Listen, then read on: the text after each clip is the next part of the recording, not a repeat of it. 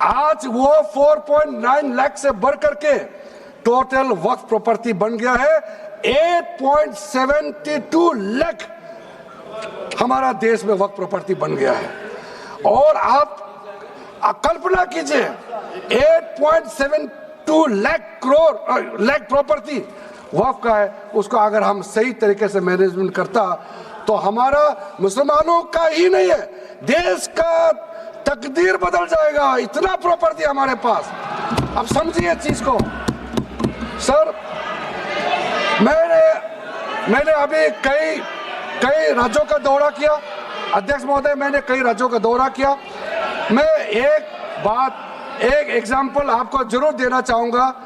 मैं बहुत इम्प्रेस हो गया जब मैं पिछली बार जम्मू कश्मीर गई।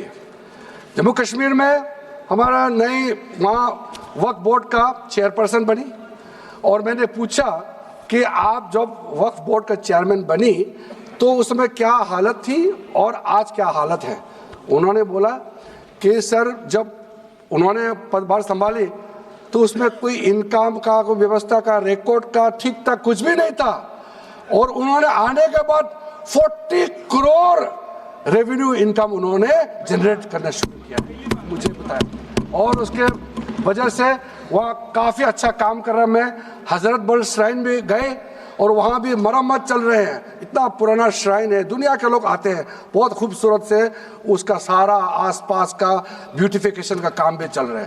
अगर अच्छा काम करेगा, रेवेन्यू बढ़ेगा तो सबका फायदा होगा सर। इसलिए सर आप लोग आज बिल को समर्थन करने के बाद मेरे ऑफिस में आइए, 1 साल के अंदर में इसका ट्रांसफॉर्मेशनल इम्पैक्ट क्या होता है मैं ही आप लोगों को बता दूंगा। सर वक्फ अमेंडमेंट जो बिल लाए हैं उसमें जेपीसी का कई रिकमेंडेशन है जिसको हमने समर्थन किया है और एक्सेप्ट किया हमने यहाँ इस बिल में लाया। इसलिए बोलना कि जेपीसी का आपका कमेटी के बात को माना ही नहीं है, आपका कमेटी के बात नहीं सुना गया है, वो गलत बात है सर। अध्यक्ष महोदय जी, पार्लियामेंट्री कमेटी जब बनता है तो उसका एक अपना सैंक्टिटी होता है और उस कमेटी में खुले बहस हुए हैं। उसमें मैं अंदर जाना नहीं चाहता हूँ क्या हुआ है, लेकिन उनके बीच में कई ऐसे मुद्दे हैं जो हम लोग सरकार समझते हैं कि बहुत अच्छा सुझाव आया है, हमने उसको माना है। और कुछ छोटा अमेंडमेंट है जो बहुत ज़रूरी चीज़ है, वो अमेंडमेंट भी हम लेकर के आए हैं। इसके बाद जो पूरा ये सारा व्यवस्था देखने के बाद सबके मन में उम्मीद जागेगा। उम्मीद इसलिए जागेगा कि एक नए सवेरा आने वाला है, इसलिए नए एक्ट का नाम भी उम्मीद हो गया है। तो उम्मीद क्यों हुआ है सर, मैं आपको बताना चाहता हूँ। ये जो unified Waqf management, empowerment, efficiency and development, full form उम्मीद है, इसका रखने का पीछे कारण है सर। ये उम्मीद क्यों है, अब ये यूनिफाइड वक्फ मैनेजमेंट पूरा रजिस्ट्रेशन से लेकर के म्यूटेशन, इंक्रोचमेंट का विषय, सर्वे, कलेक्टर का रोल, सारा विषय को मिला करके मैनेजमेंट का पूरा सिस्टम को ही बदलने के लिए हमने काम शुरू किया है। उसके बाद एम्पावरमेंट, कैसा एम्पावरमेंट होने वाला है, मैंने पहले भी जिक्र किया, मुसलमानों में भी जो शियास हैं, सुन्नीस हैं, बोरास, आकाकानीस, पसमानदा मुस्लिम्स है जिसको बैकवर्ड माना जाता है, और विशेष करके महिलाएं और बच्चों के लिए जो हमने प्रावधान रखा है, तो ये मुसलमान का कम्युनिटी के अंदर में इतना जोरदार स्वागत हो रहा है।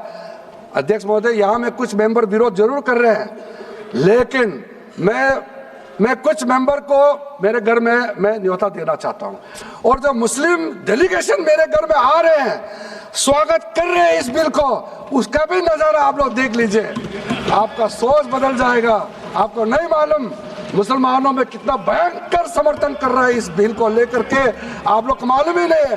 करंट है अंदर में, गरीब मुसलमानों का तो संदेश बार बार आ रहा है कि जल्दी पास कीजिए इस बिल को। इसलिए आप लोग संदेह में मत रहिए, एफिशिएंसी को हमने बढ़ाने का काम किया है।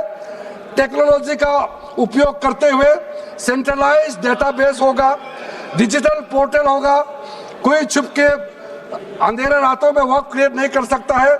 इसका पूरा रजिस्ट्रेशन का प्रावधान है, ट्रैकिंग होगा, निगरानी रखा जाएगा, कंप्लायंस का प्रावधान है, और जो मैनुअल हाथों से जो गलत होगा उसका भी करेक्शन करने का प्रावधान है। ब्यूरोक्रेटिक डिले होता है उसका भी समाधान हमने पूरा बिल में तरीका बना के रखा हुआ है। और आखिर में इसका ऑडिट प्रॉपर होना चाहिए, तो ऑडिट का भी प्रावधान हम लोग राज्य सरकार को ऊपर में छोड़ा है, क्योंकि आखिर तो सर ये सारा प्रॉपर्टी का अथॉरिटी राज्य सरकार का है। बोर्ड का अपॉइंटमेंट भी राज्य सरकार को करना है, केंद्र सरकार का कोई रोल नहीं है। लैंड स्टेट सब्जेक्ट है, सारा राज्य सरकार को ही करना है। इसलिए राज्य सरकारों को हम फुल अथॉरिटी देने के साथ साथ हमारा जो मंत्रालय है वो ऑनलाइन हमेशा जुड़ा रहेंगे कि जो वर्क प्रॉपर्टी क्रिएट किया गया है उसका स्टेटस है वामसी पोर्टल से मिला करके हम लगातार टच में रहेंगे। इसलिए कोई इसमें ये नहीं सोचना है कि सेंट्रल गवर्नमेंट कोई एक्स्ट्रा पावर हड़पने जा रहा है क्या, बिल्कुल सोचने का नहीं है। ये टोटली स्टेट गवर्नमेंट का अधीन है और राज्य सरकारें ही इसका निगरानी में आगे काम करना है। उसके बाद सर जो पर्पस के लिए वर्क क्रिएट किया जाता है, बेसिकली 3 पर्पस होता है, रिलीजियस, चैरिटेबल एंड पायस। उसका हो रहा है कि नहीं हो रहा है, और इनकम जनरेशन खास करके जो वेलफेयर काम है उसका हो रहा है कि नहीं हो रहा है, इसका भी इफेक्टिव गवर्नेंस का प्रावधान हमने रखा हुआ है। और साथ साथ सर मैं आपको इस उम्मीद के साथ साथ ये कहना चाहता हूं कि जो रिफॉर्म्स हमने जो लाए हैं और साथ साथ में जो प्रावधान कुछ बदलाव हमने आपको बहुत शॉर्ट में बताया, क्योंकि डिटेल में तो मैं रिप्लाई तो करूंगा ही। इसमें अगर आपको लगता है कि हमको अगर इनकम जनरेशन करने के लिए वर्क प्रॉपर्टी को बेहतर इस्तेमाल करने के लिए क्या करना चाहिए, जब हम इसका सबऑर्डिनेट लेजिस्लेशन के माध्यम से रूल्स बनाएंगे, आपका सुझाव हम खुले दिल से स्वागत करेंगे। क्योंकि आखिर तो प्रॉपर्टी देश का है, किसी का भी हो, उसको अगर अच्छा से चलाना है तो आप सुझाव देंगे तो हम तो पूरा वेलकम करेंगे उसमें। इसलिए आज मैं मेंबरों के साथ साथ जो कई दरगाह है, कई मस्जिद के इमाम है, कई लोग जो मुझे मिले, उन्होंने भी बहुत अच्छा सुझाव दिया है।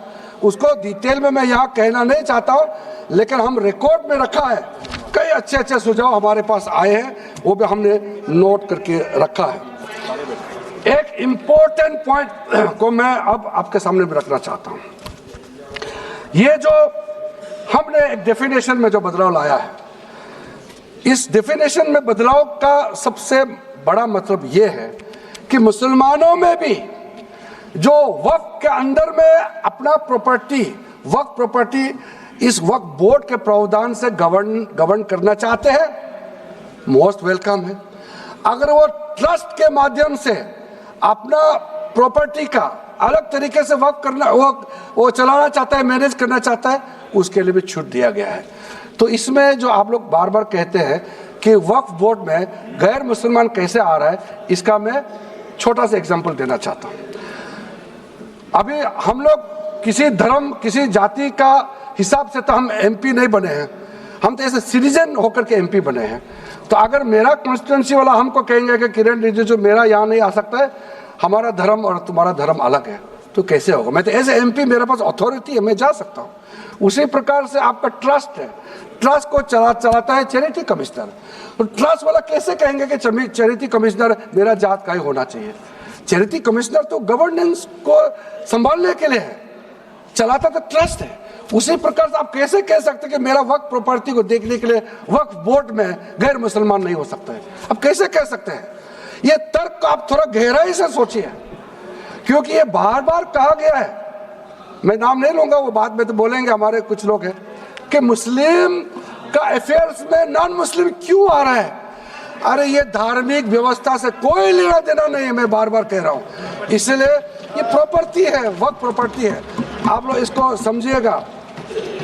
उसके बाद सर